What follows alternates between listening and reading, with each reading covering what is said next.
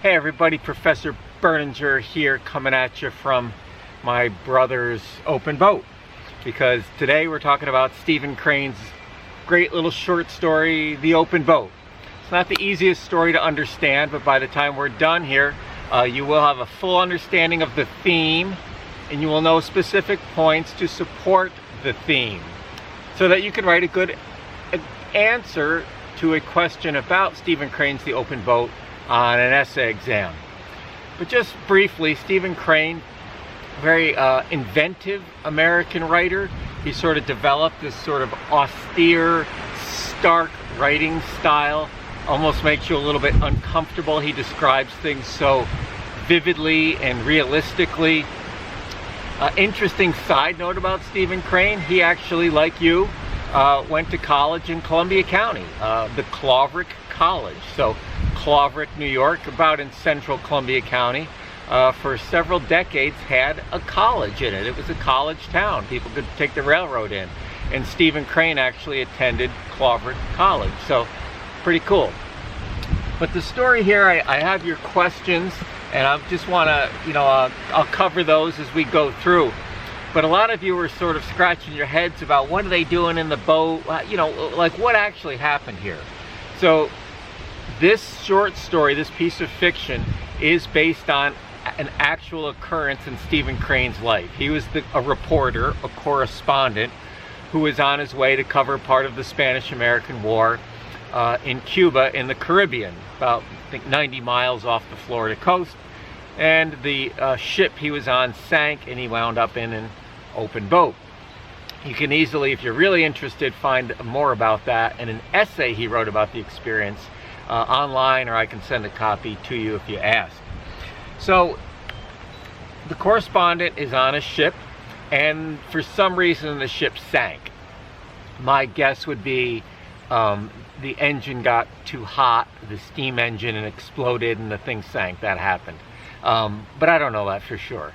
But regardless of how the ship sank, he is now in a lifeboat or a rowboat with 3 other people.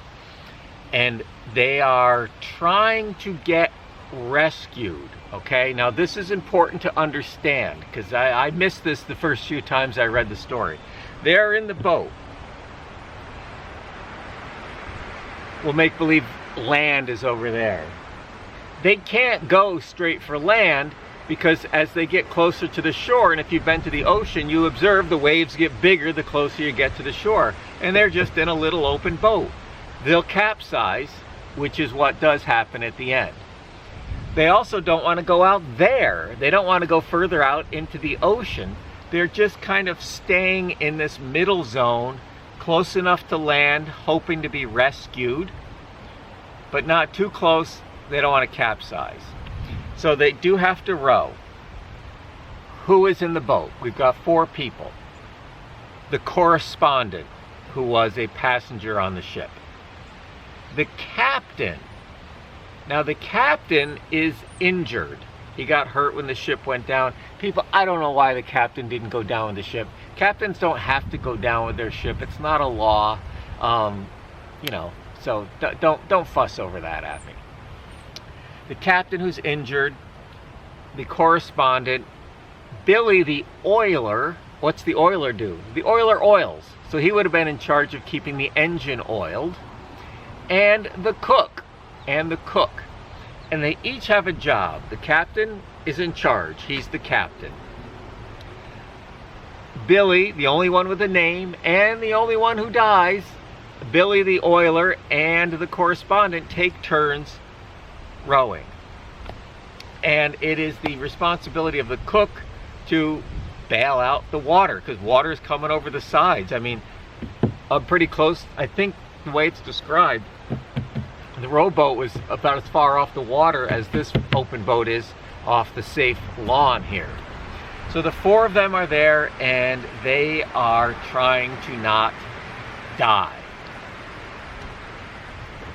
To say the least, this is a very stressful situation.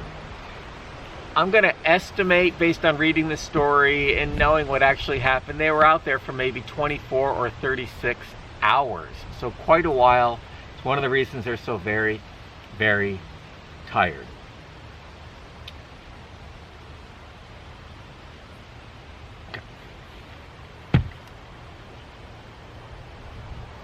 So how are these, so in this highly stressful situation, it is essential that the 4 people in the boat work together, right? Maybe you've heard the expression, we hang together or we hang alone. The 4 of them have to stick together. Otherwise, forget it, right? If he stops bailing, it's going to sink. If the captain stops captaining, maybe they won't know what to do. And certainly you need 2 men to keep rowing this small open boat in the ocean. However, as I said, this is a high stress situation, people. And there are a couple of fracture points. There are a couple of moments where this could easily have broken down into an argument. Number 1, they start to argue about whether on land they see a rescue station or an aid station. I might not have those terms exactly right. But one of those has people in it to come help, which is what they need. And the other of those just has blankets, maybe a little bit of canned food for people who make it ashore. So they start to get into a little argument about that, and then they just stop arguing about it. They don't resolve it, they just stop. Why? I think they sense that if they kept arguing about it, the whole thing might unfold, right? Let's face it. There's got to be some blame, there's got to be some finger pointing going on here. Possibly, but they don't. The correspondent could be like, hey, I bought a ticket on a boat, on a ship, and here I am in a boat. Hey, you guys screwed up, right? The oiler could be blaming, of course, the captain's easily blamed, right? The cook could blame him. The captain could be blaming the oiler for whatever problem the oiler may not have prevented. So they could easily be at each other's throats, but they don't. They don't let these cracks turn into fractures in their unity of staying alive. So aid station versus rescue station, they start to argue, then they stop. The other thing that they start to argue a little bit about, obviously they're very, very hungry. A couple of you asked about food. They do not have food. They're very hungry. And one of them says, Billy, you guys half asleep. What kind of pie do you like best? I like apple pie myself.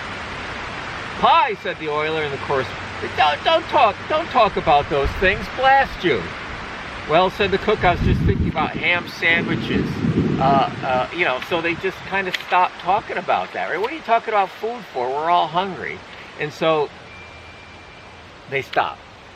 So these little fractures, they keep them from turning into major cracks and open arguments in their open boat.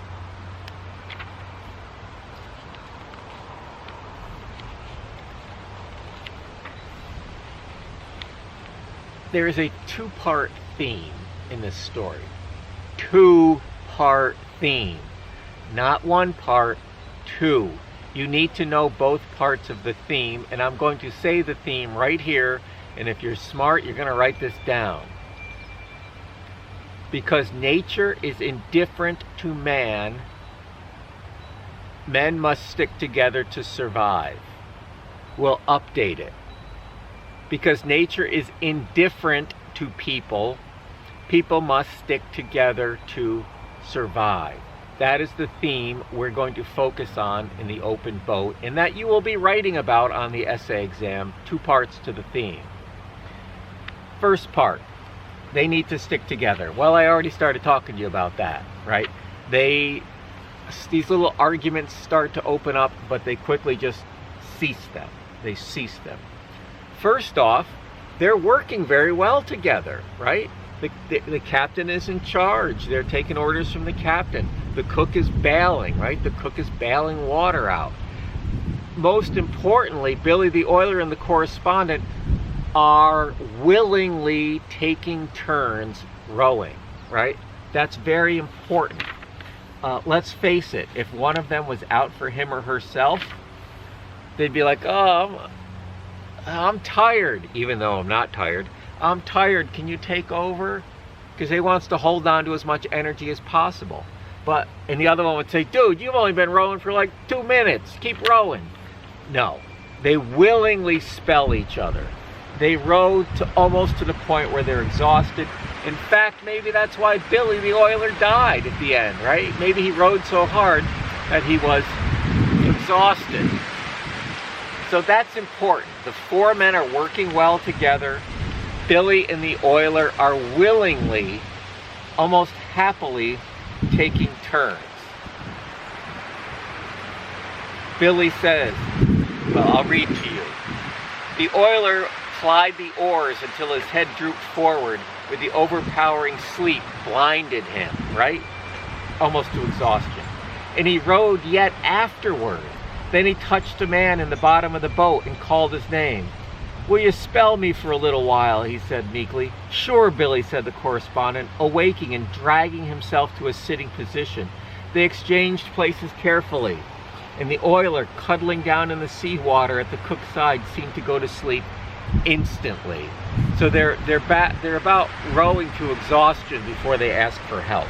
So they willingly spell each other. They work very well together. They don't cheat. They're as generous as possible. Some other symbols of them working well together. The correspondent reaches inside his jacket and finds 8 cigars. 4 are wet, 4 are dry. Instead of like, dude, I'm keeping these, he hands them out and they all enjoy a cigar together. Maybe it calms their nerves. I don't know. I don't smoke cigars. You shouldn't smoke either. But he willingly shares the cigars. Doesn't even think twice about it. To quote the story,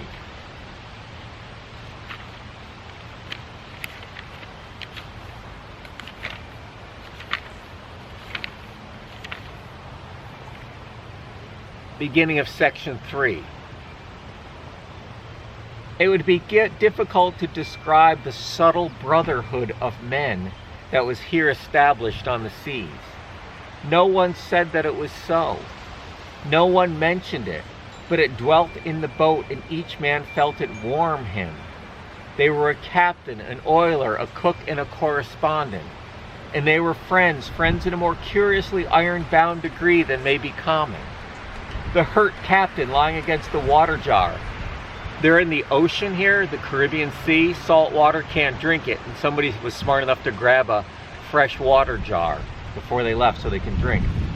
The captain spoke always in a low voice and calmly, but he could never command a more ready and swiftly obedient crew than the motley 3 on the dinghy. A dinghy's a small boat. Motley is like a joker, a jester. Let's face it, this is not the crew you would be picking to win an Olympic gold medal in rowing, but he couldn't ask a more ready and swiftly obedient crew. They are sticking together, right? They are sticking together here. At one point, they literally put their feet, one of them puts their feet under the other. They literally take warmth from one another. So there's another symbol. So they share cigars. They literally take warmth from another. The 2 rowers willingly spell each other. Each man is playing his part.